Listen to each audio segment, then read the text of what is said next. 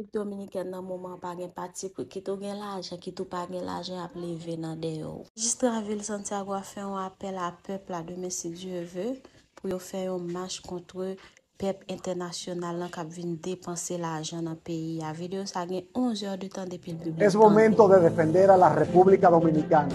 Este sábado todos como dominicanos, como país, marchemos juntos desde el Parque Colón hasta el Parque Independencia.